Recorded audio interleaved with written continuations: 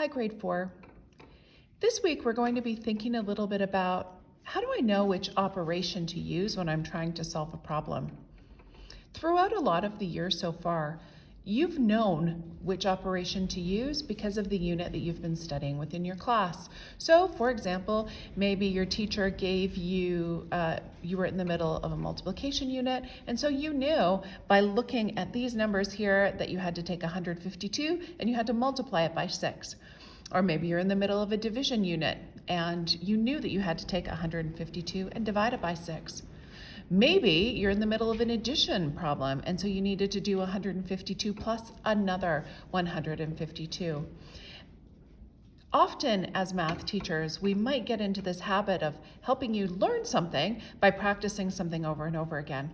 But this week, you're going to have different word problems that you're going to need to figure out what is the operation that I need to solve this problem. So today we're going to look at a couple of different ways that we could have the same numbers used, but actually come up with very different answers and requiring different operations. And the way that we can do that, the way that mathematicians can figure out, do I need to add, subtract, multiply, or divide in this problem, is by thinking about the connection between parts and wholes. It's a way of thinking about a problem that helps you to understand what am I actually trying to do here. So I'm going to give you a few examples. We'll start with some that are familiar to you. We had at the beginning of our unit on division, we were looking at vending machines.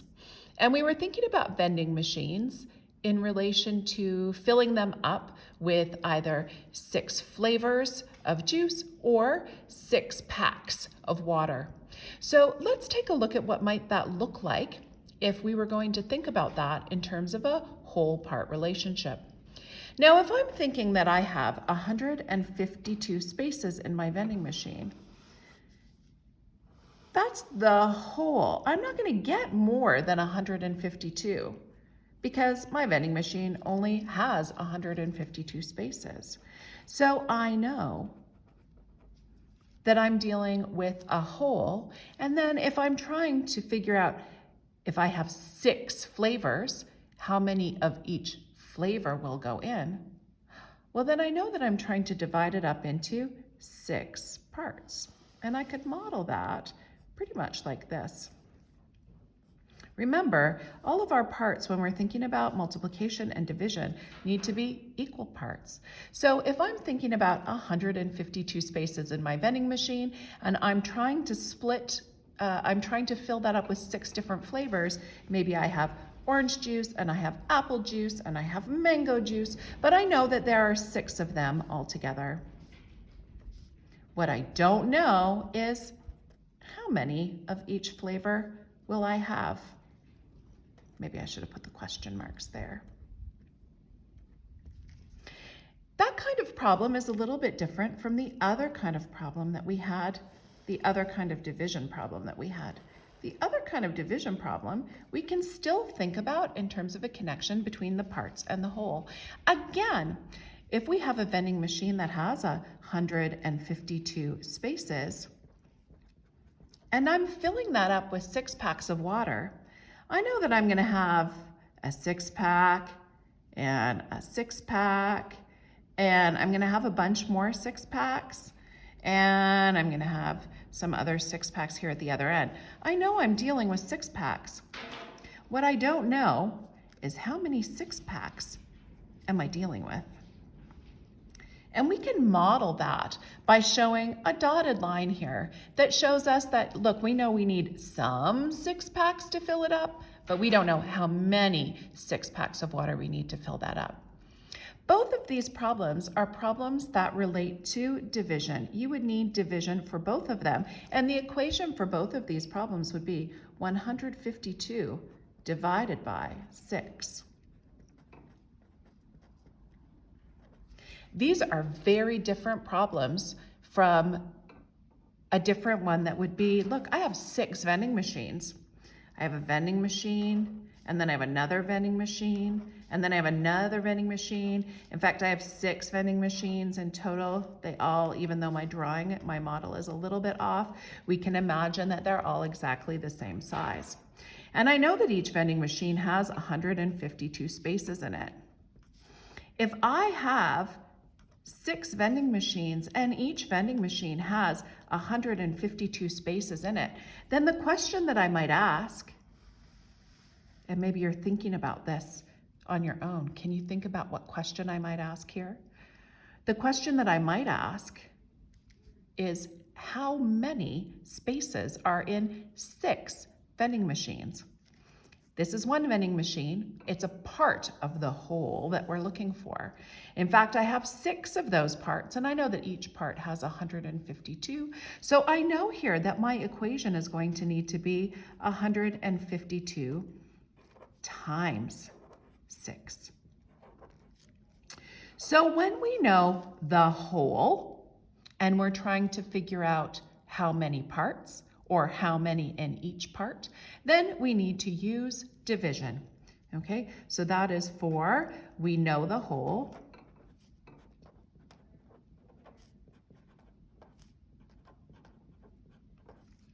we want to find out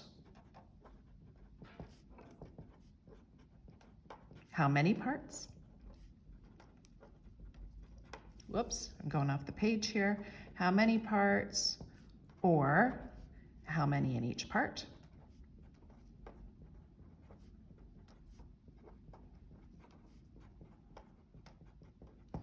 Then we're going to use the operation of division. But when we know how many parts, so we know how many parts, and we know how many in each part,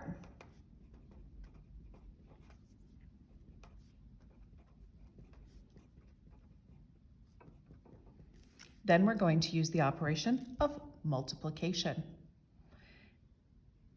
It's a little bit different when we come to addition and subtraction.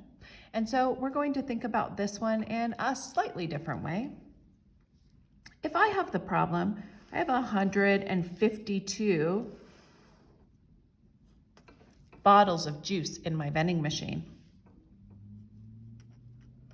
because I filled it all up. I'm the vending machine filler. I filled my vending machine up with bottles, but then I realized that when I came back the next day, that some of my bottles had been sold. And there were some empty spaces in my vending machine now. In fact, I can see that I only have, let's say, 140. I only have 140 bottles left in my vending machine. What I need to find out then is how many were sold. Can you think about what operation we might need for this word problem, you guys? I had 152 bottles in my vending machine. I came back, there were only 140 left. If you guessed that this is a subtraction problem, you're right. I could do 152 minus 140 equals, did you figure out the answer? That equals 12. But you might have wanted to solve that problem in another way. You might have been thinking 142 plus something equals 152. So sometimes when it comes to addition and subtraction, you can use more than one operation to solve the problem.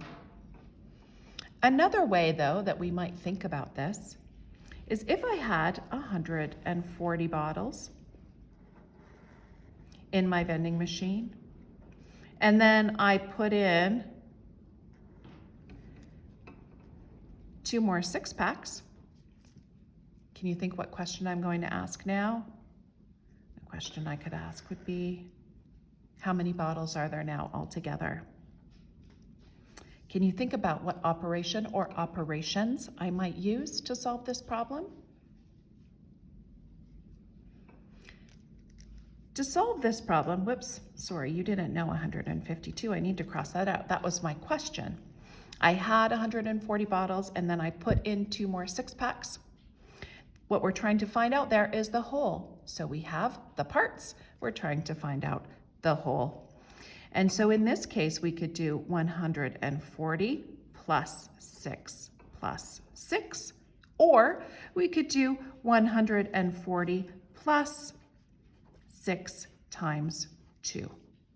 Okay, because we've got 2 groups of 6 there. I'm going to put those in parentheses to show we would have to do that part first.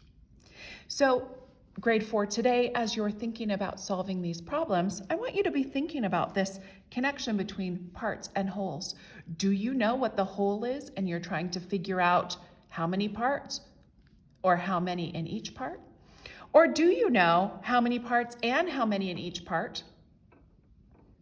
And all of the parts are the same? Then you might need multiplication. If you know the number, if you know the whole and you know one of the parts, then you might need to use subtraction. If you know the parts and you don't know the whole, you might need to use addition. Have a go with the word problems today, and as you try to solve them, think about how could you model them and communicate your thinking using a part-whole model.